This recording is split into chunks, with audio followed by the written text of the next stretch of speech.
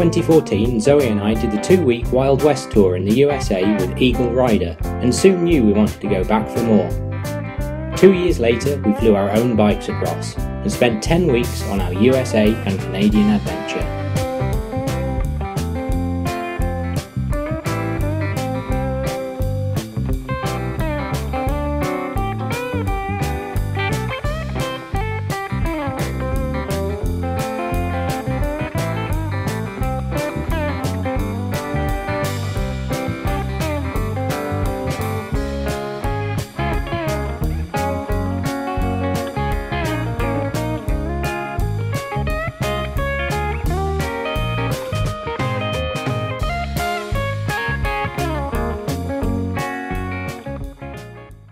As we checked out of the hotel and chatted with the manager, he gave us some tips on routes we could take.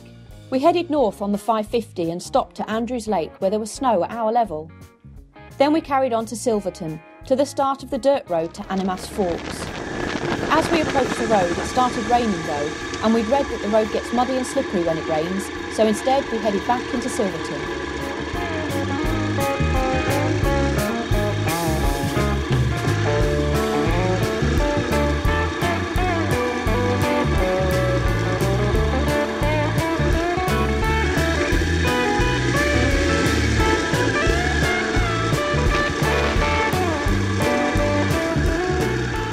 As we were getting off the bikes, we saw a couple on a BMW F650GS ride past and noticed the British number plates on it. They turned around and came back, and we started chatting with them when it started raining again, so we headed into the cafe for a late breakfast and to chat some more. They'd done a lot of touring and fly their bike over every year with moto freight. They knew the area pretty well and confirmed our route today was going to be good. We headed to the $1 Million Highway, where our first stop turned out to be a great one. Waterfalls that couldn't be seen from the road, and views up the valley.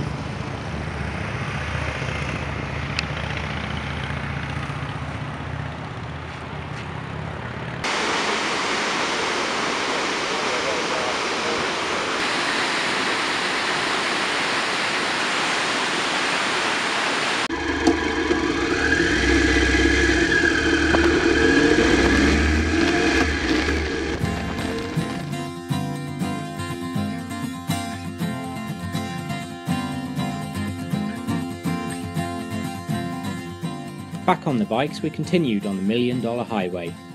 I'd read some reports about it which said it was a very scary road, slow and with steep drop-offs with no barriers. Some went as far as to say you have to be a very good and experienced driver to drive it, and that if you're not confident, you should consider paying someone else to drive it for you. We found it to be a fun, scenic road, and really not scary at all. I'd seriously suggest that if you're not confident enough to drive this road, you should get some further training to help your driving or riding.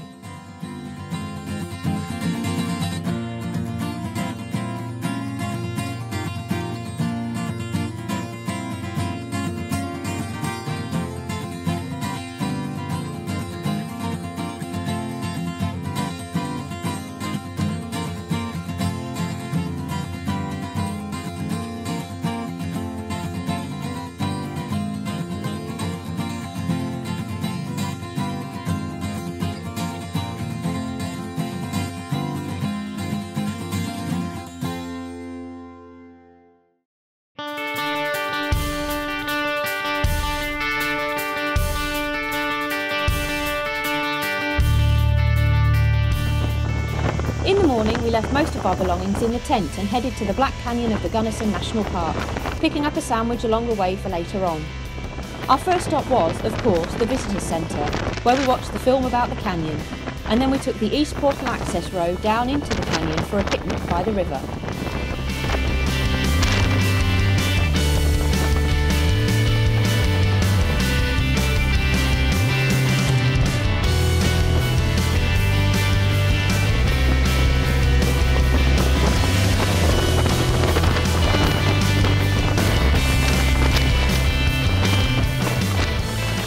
Of course, what goes down must come up, or something like that, so after our sandwich it was back up to the canyon's rim.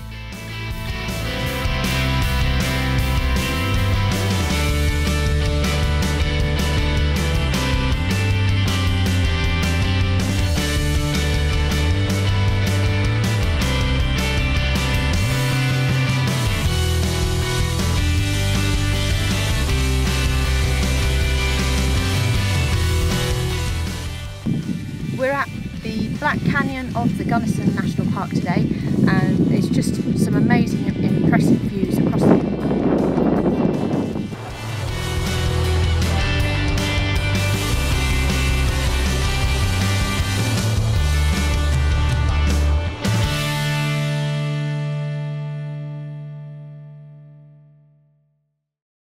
Great. Yeah, you're seeing a lot of the country. Oh yeah.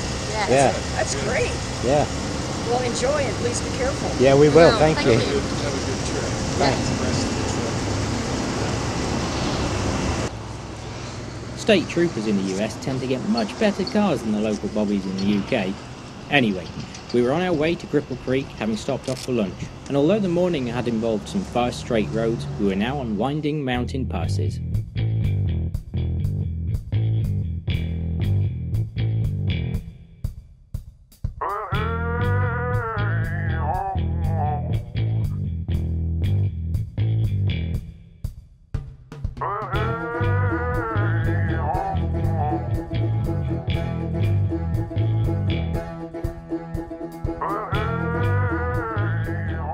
As we approached our destination for the night, a cabin at 10,000 feet, and with a flat battery in the video camera, thunderstorms closed in all around us with lightning striking the mountain peaks. Fortunately, we arrived with no more electricity in us than we'd started with. That evening we rode into town for dinner, but strangely all of the restaurants were shut on a Saturday night at 7 PM. So we had some crisps and a microwave burrito instead, and watched a hummingbird investigate my motorbike. Well, good morning. It's a lot sunnier here than it was last night. I wanted to show you the cabin. This is a camping cabin at a KOA. Always a fly screen. And, oh dear, it's a bit messy, but welcome. This is actually a couple's cabin. It means that there's only one bed and no bunk beds. Normally there's bunk beds that side, but in this one there's chairs. And because it's a couple's cabin, they've also provided us with linen and cushions, and it's just really nice. It's really nicely done. It's the best one we've stayed in so far. It is a bit of a tip. We perhaps should have done this when we arrived last night, but never mind. Also, there's a heater. It does get quite cold up at 10,000 feet in the Rockies. We're just at the south end of the Rockies, and we're going to start heading north through the Rockies now. But the heater is very handy. Today we're off to ride up Pikes Peak. It's actually the tallest peak in this area, and it's the tallest peak, if you're coming from the east coast to west, it's the tallest peak you'll get to. And it's a 19-mile highway, and it says on the internet that it's 13% gradient, which means it's quite steep, but not as steep as the bit we did in the Black Canyon of the Gunnison the other day. But it's 19 miles up to the top, and I'm being promised donuts when I get there.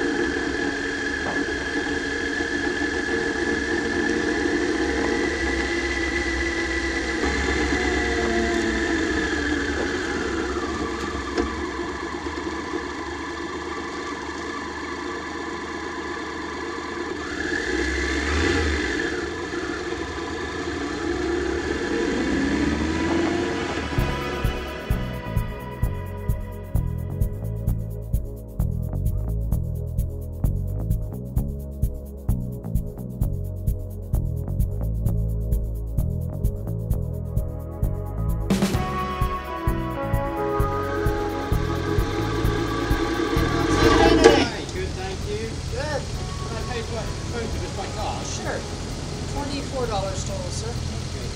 Okay. Take it easy driving up and down our hill today, folks. Yeah. People like to think they are racing up this hill on a motorcycle, so we race 25 miles per hour for the most part. Yeah. Have a great time. Thank you.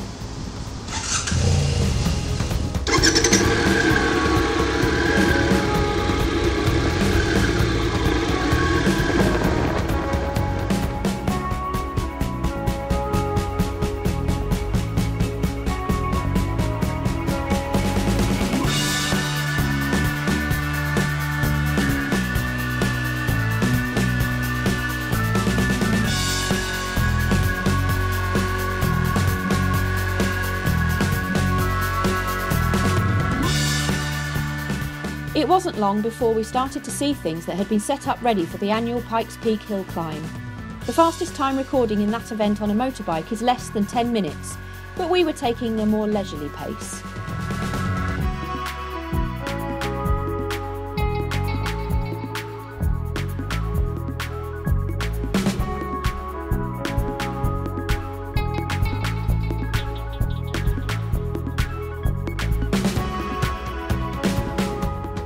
Up above the tree line we came across more bikes, some snow and some great riding. The road itself was completely clear of snow. Although the road is opened as far as it can be cleared all year, the section to the peak sometimes doesn't open until June and closes again in October or November because there's too much snow to be able to clear.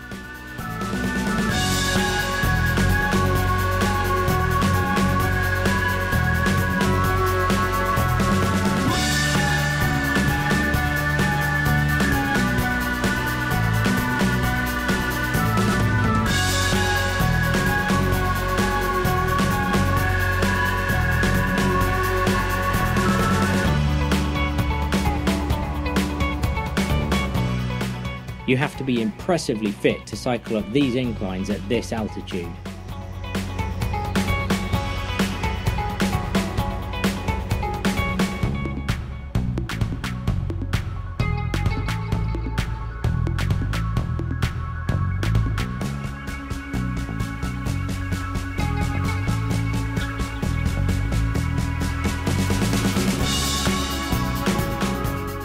The snow got deeper and the temperature cooler as we got higher, and eventually we reached the top.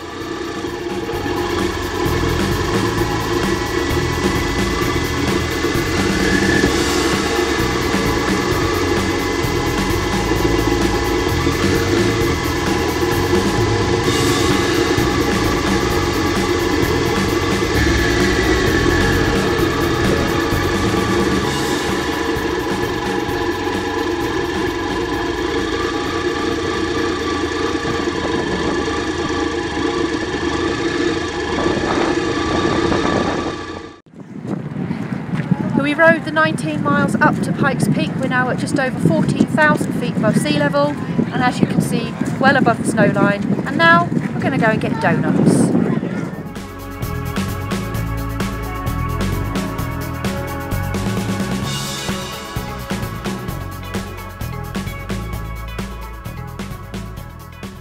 With fingers and lips getting tingly, we decided it was time to head back down. What's it like at 14,000 feet? Breathless. Huh? What's your name? Zoe. Can you count to 12? 1, 2, 3, 4, 5, 6, 7, 8, 9, 10, 11, 12. Can you do it backwards? 12. 12, 11, 10, 9, 8, 7, 6, 5, 4, 3, 2, 1. Can you do the alphabet backwards? No, I can't do the alphabet backwards on a good day.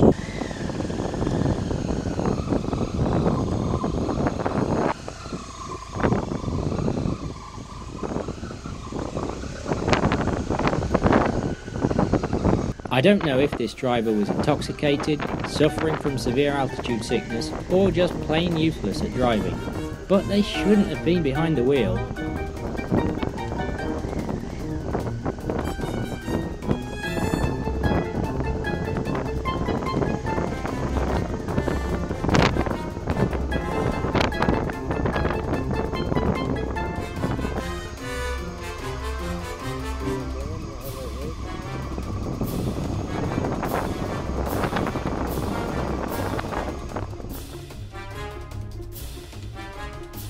They drove on the wrong side, forcing oncoming traffic to swerve out of the way, and then got overtaken by a bicycle.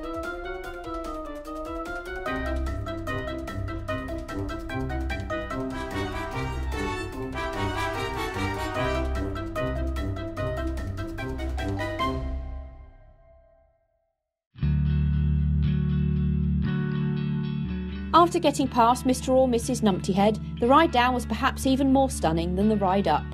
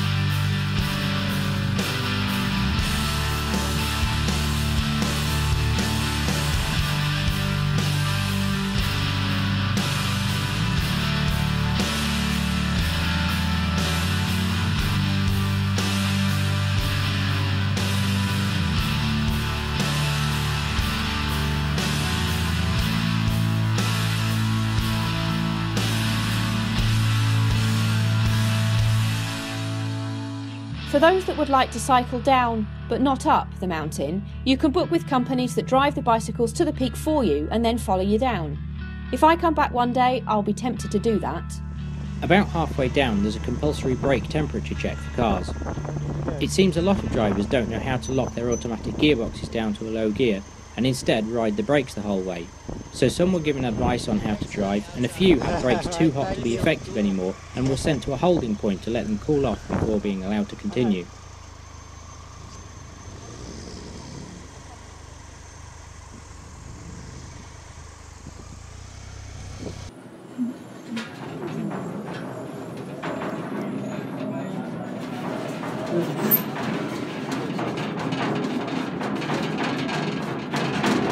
We'd seen a gold mine in Cripple Creek the night before, so rode back to it to have a look around, heading 1,000 feet underground to see how gold was mined. The guide told us that roughly half the gold is still there, but the mine isn't operational anymore.